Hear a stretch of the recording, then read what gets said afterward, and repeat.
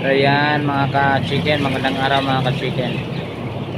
So nagulat yung ating mga alaga mga ka-chicken.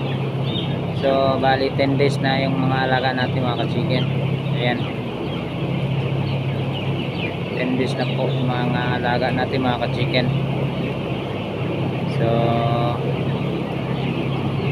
bali sa ating fan mga ka-chicken, mayroon tayong isang manual at isang automatic mga ka-chicken. So bali dalawa, isang manual at isang automatic.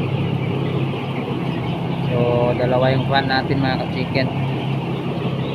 So sa feeds natin mga ka-chicken, bali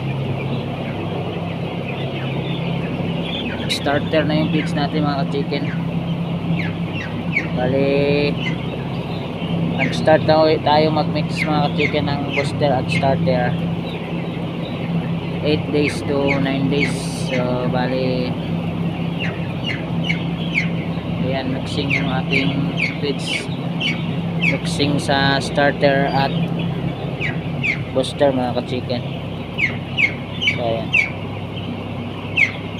so, starter at booster mga ka-chicken mix.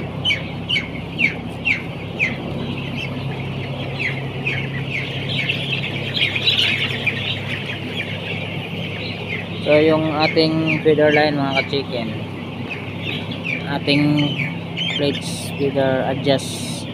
So bale inangat natin mga ka-chicken yung ating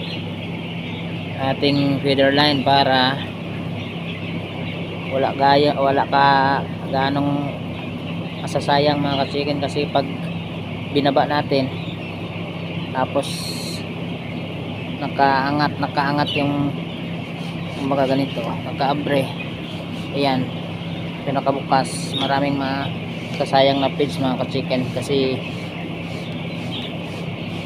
kinakahig ng ating mga alaga. Kaya medyo inangat natin para wala mang anong masasayang sa feeds natin mga ka-chicken. So ayan, so 10 days na yung alaga natin mga ka-chicken.